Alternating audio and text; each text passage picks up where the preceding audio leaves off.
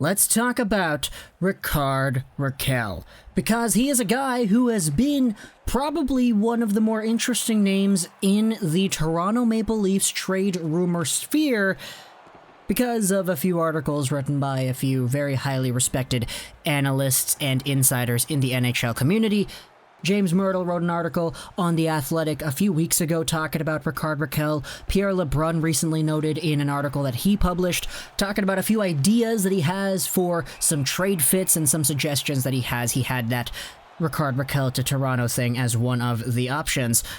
But this is a really interesting little predicament right here, because Rickard Rakell, to me, if you're just tuning in and you don't know who this guy is, he's probably one of the more underrated players in this upcoming class of potential trade targets. He's 27 years old, 6'1", 203 pounds, making $3.789 million a season until 2022, was a first-round talent back in 2011. But Rickard Rakell has made his bread and butter by being a very positive hockey player at both ends of the ice and in the offensive zone over the past few years, pretty much. He has been on the Ducks forever, it feels like, even though he is only 27 years old. Yeah, it's kind of contradictory there, but he has been in this organization. He's had 50-point seasons, 69-point seasons back in 2018. He's been down there in the games played the recent years, which is why he's only at 43 and 42 points in those seasons, but this year, 19 points, 29 games played. The Ducks really aren't too great this year.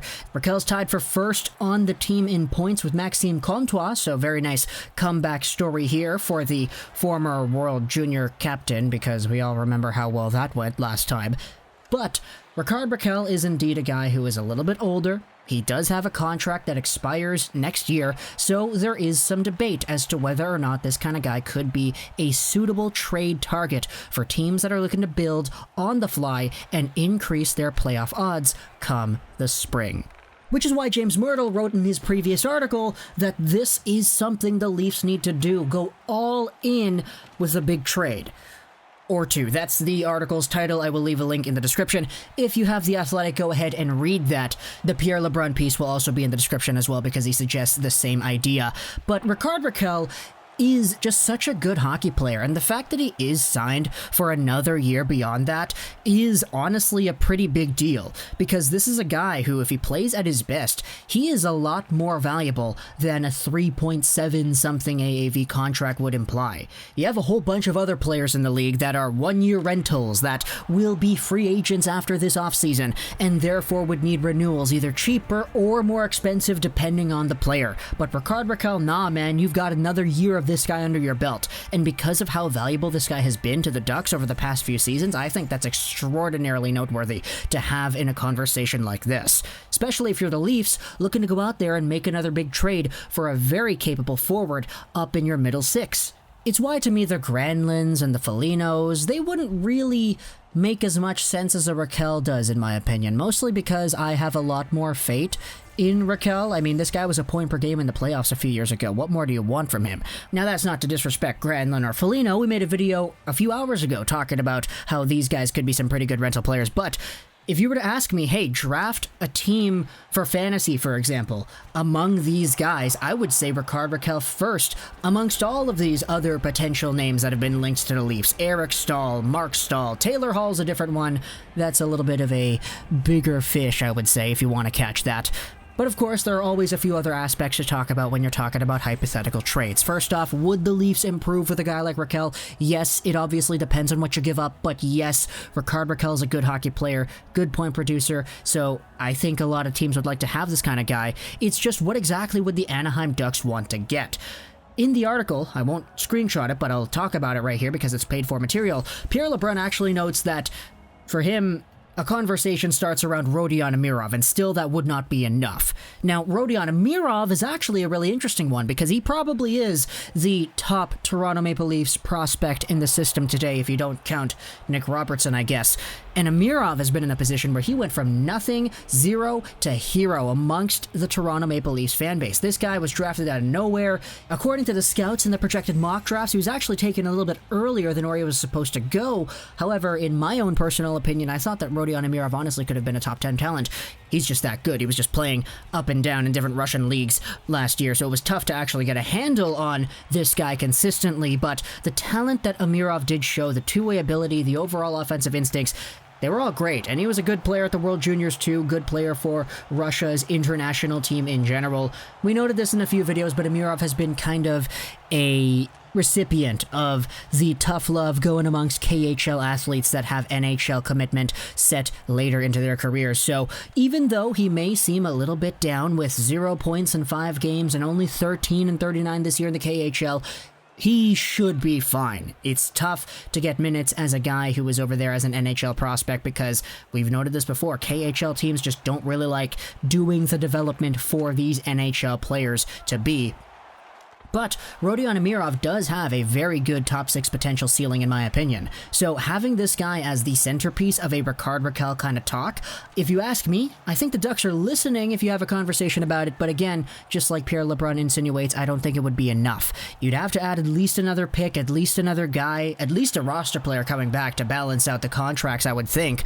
So if it's Rodion Amirov, a 3rd round pick, and I don't know, take any middle 6 forward that you don't like on the Maple Leafs and insert him into that lineup for a trade, maybe that's exactly what it takes. I don't know though. Or do you try to go buy the extra pick? You just try to do Amirov and, I don't know, Zach Hyman, for example, because this is a guy who is going to get a whole bunch of money next year when he gets his next contract. Do you want to rid yourself of that problem later? I know Zach Hyman has been great. He scored 2 goals yesterday. That is really good for him. But with the amount of success this guy is having, especially this year, it's just upping the amount of financial anxiety the Toronto Maple Leafs are going to exhibit when they need to put pen to paper and sign another contract later this summer with Zach Hyman. So is he a guy that you throw into a Rickard Rakell idea just so you can go out there and get yourself another year of secured benefits with a $3.75 million player that honestly could see a similar impact with the Toronto Maple Leafs as Zach Hyman has, maybe even a better one? You're not going to touch any of your super cheap contracts. It'd be really weird if you tried to trade Thornton over to Anaheim. Imagine that guy playing with the Sharks all of these years only to go to the Ducks. That'd be so weird. You don't want to really touch any of the other guys. I mean, maybe a Kerfoot, but again, it has to actually be something that the Anaheim Ducks would actually want. I don't know if you would just say, okay, here, Amirov, Kerfoot, second. Do we get Rakell? I don't know if that's enough, honestly, because Kerfoot isn't really as valuable to me than Zach Hyman is, but, you know, Kerfoot obviously does have his own strengths. He's very good at passing, he's very good at opening space, and doing deceptive little moves, I've noticed. Really interesting with Kerfoot over there, but who knows? It's just a conversation I'm having over here. Talk to me in the comments what you think about this whole idea.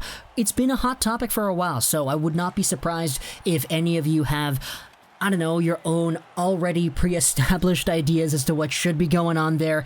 Pierre LeBrun suggested Rodion Amirov. I'm adding an extra pick in there, maybe a roster player as well to balance out the contracts. Rickard Rakell is our subject here. He's a very good player, very good Anaheim Ducks contributor. The Ducks are kind of bad this year, and if the Ducks are willing to go out there and trade some middle 6, top 6 caliber guys, and I would think they're probably looking towards the future where they're going to have Trevor Zegras, Maxime Comtois, Braden Tracy, and all the guys in their prime doing their thing. Who knows, if you add a Rodion Amirov to that squad too, the amount of star power in that lineup, dude. You've got top forwards, you've got Zegras, Amirov, Troy Terry honestly is really good, but unfortunately he is also entering the trade rumor sphere as well, so who knows what's going to go on with him.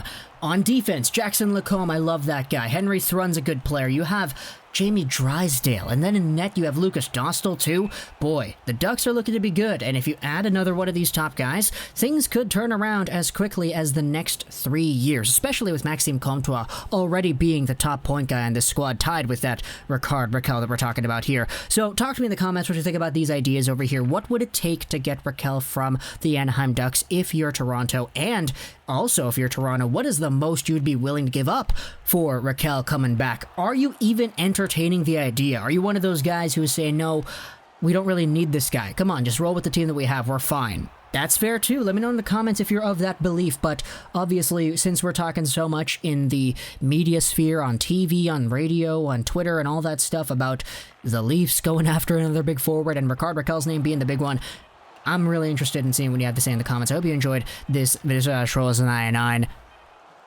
and bye.